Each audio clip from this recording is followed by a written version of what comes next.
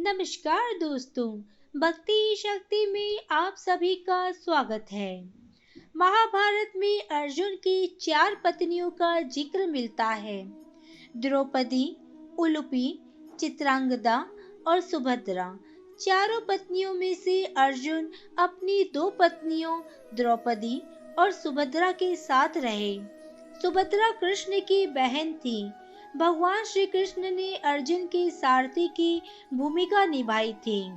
जब अर्जुन द्रोणाचार्य से दीक्षा ले रहे थे, उसी दौरान अर्जुन की मुलाकात गदा से हुई। गदा अक्सर सुभद्रा के बारे में बात किया करता था। वह अपनी चचेरी बहन सुभद्रा के रूप और सुंदरता की तारीफ किया करता था। सुभद्रा के रूप और बुद्धि की तारीफ सुनकर अर्जुन को सुभद्रा से प्रेम हो गया।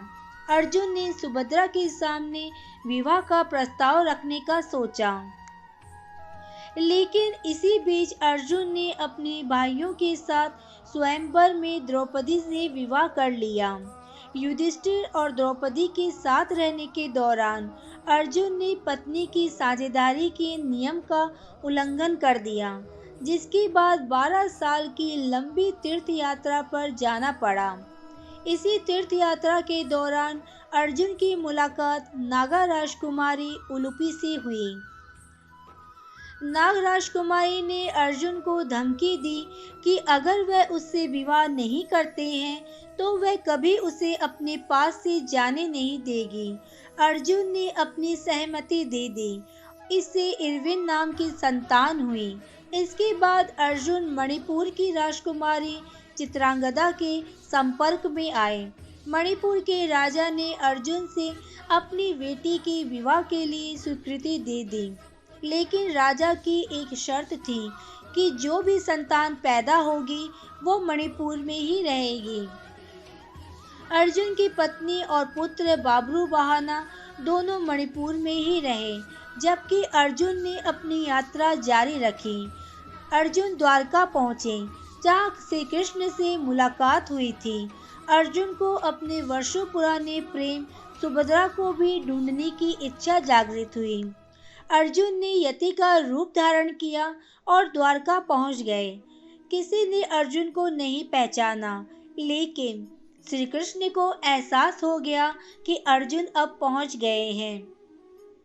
वह अपने करीबी दोस्त से मिलने के लिए तुरंत निकल पड़े। अर्जुन एक बरगद के पेड़ के नीचे ध्यान मग्न बैठे थे। तभी अर्जुन ने अपने दोस्त और गुरु श्री कृष्ण को अपनी ओर आते देखा। इससे पहले कि श्री कृष्ण कुछ कह पाते, अर्जुन ने कहा, आप जानते हैं कि मेरे मन में क्या चल रहा है। क्या आप मेरी उससे विवाह करने में मदद नहीं करेंगे जिससे मैं प्यार करता हूँ?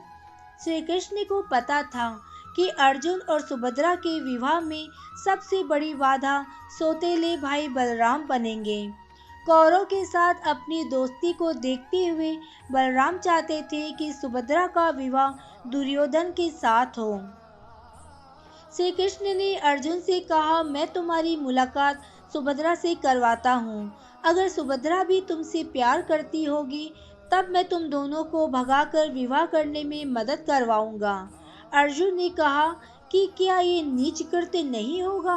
तो कृष्ण ने जवाब दिया कि अगर सुभद्रा अपनी रजामंदी देती है तो क्षत्रियों में अपनी दुल्हन का अपहरण करना स्वीकार्य है। योजना बनाई गई कि अर्जुन यति के रूप में ही रहेंगे और कृष्ण बलराम को उनसे मिलाने जाएंगे। बलराम ने अर्जुन को नहीं पहचाना।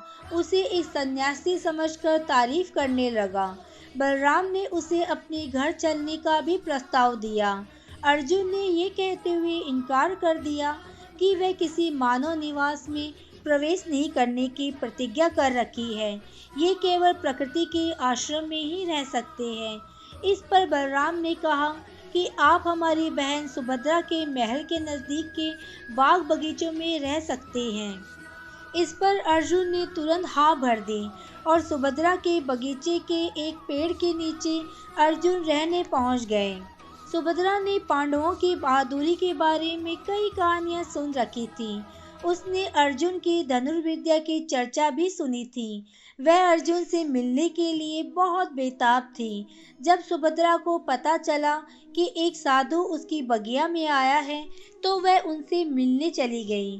सुभद्रा ने सबसे पहले पांडवों के साम्राज्य इंद्रप्रस्थ के बारे में पूछा।